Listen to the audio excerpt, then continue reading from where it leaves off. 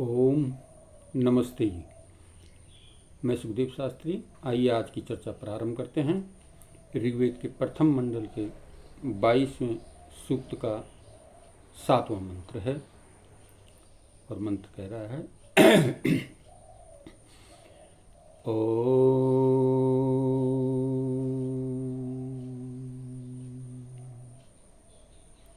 विभक्तारं हवामहे वसोश्चित्रस्य राधसी सवितारं निर्चक्षसम्।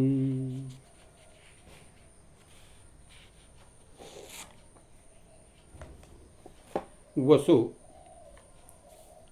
सुखों के निवास हेतु, चित्रस्य आश्चर्य स्वरूप, राधस धन को, विभक्तारम बांटने हारे, सवितारम सबके उत्पादक, निर्चक्षसम मनुष्यों के सब कर्मों को देखने हारे परमेश्वर की हम सब लोग हवा में प्रशंसा करते हैं।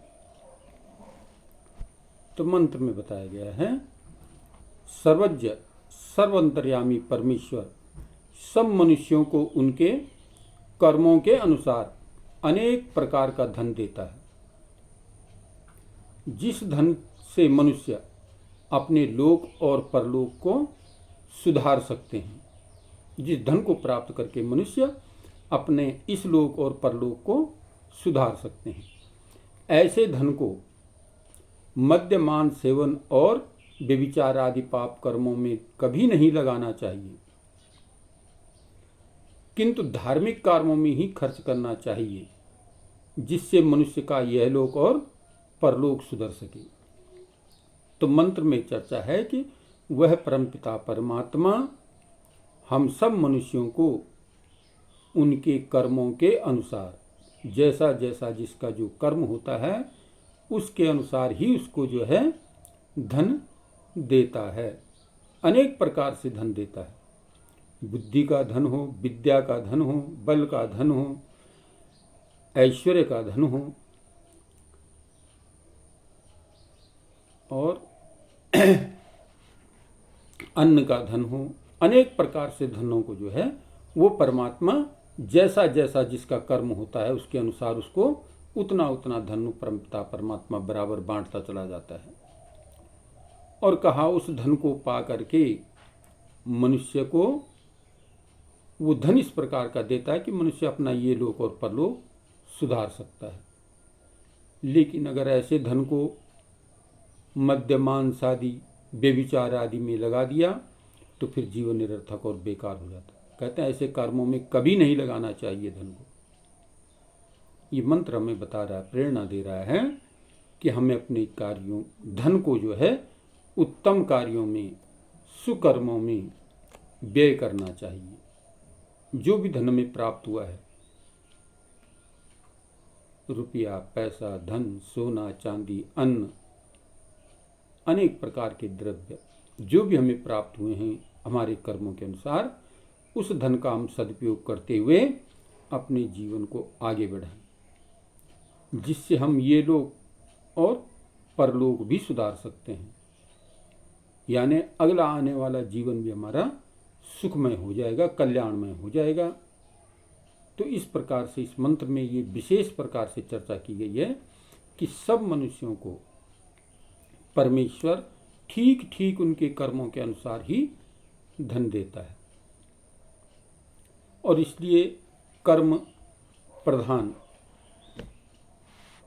रामायण में भी कहा है, कर्म प्रधान विश्व चल राखा, जो जस हुई तस चल पा चाखा। गीता में भी श्री कृष्ण भगवान जी कहते हैं कि कर्मण्येवाधिकारस्ते मा फलेषु कदाचन।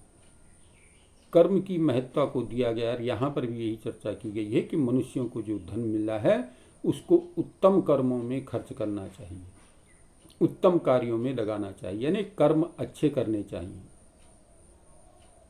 जहाँ तक संभव हो अपने को नित्य प्रति जो है सुकार्यों में व्यस्त रखें, अच्छे कार्यों में लगाए हुए रखें। जितना जितना हम अच्छा काम करते चले जाएंगे उतना उतना हमारा ये जीवन सुधरेगा, फिर अगला जीवन भी जो है उन्नतमय बन जाएगा। और विशेष प्रकार से कह दिया कि इसको जो है मनुष्यों को बुरे कामों में नहीं लगाना चाहिए। जितना हो सके जो है हम अपने धन का सदुपयोग करें। जितना जितना हम उसका सदुपयोग करते चले जाएंगे उतना उतना हमारा धन उन्नतिशील बनेगा, हमें जीवन में सफलता को प्राप्त कराएगा और हम इस जीवन से, इस जन्म मरण के बंधन से भी छुटकारा पा सकते हैं। निरंतर अभ्यास करने से, यदि हम निरंतर ये कार्य करते रहें, अपने जीवन को उन्नतमय बनाने का प्रयत्न करता रहें, अपने मन को सुकार्यों में ही प्रेरित करते रहें, इस बुद्धि का सदुपयोग करते हुए अगर हम आगे बढ़ते हैं तो फिर हमारा जीवन सफल और सार्थक हो जाता है। तो इसलिए मंत्र ये बात कर रहा है कि हमें अपने परमात्मा जो है ठीक ठीक हमें कर्मों के अनुसार ही धन देता है। जो भी हमें धन प्राप्त हुआ है, जितना भी हमें प्राप्त हुआ है, उसको हम सद्कार्यों में लगाएं, सुकार्यों में लगाएं, अच्छे कार्यों में लगाएं। यही मंत्र की प्रेरणा है। तो हम इस मंत्र से प्रेरणा लेकर के अपने जीवन में जो भी धन हमें प्राप्त हुआ है उसको नेक कार्यों में लगाते हुए, यज्ञ आदि कर्मों में लगाते हुए, सुकर्म करते हुए अपने जीवन को आगे बढ़ाएं तो हमारा जीवन सफल और सार्थक हो जाएगा। आइए आज की चर्चा को यहीं पर विराम करते हैं। ओम शांति।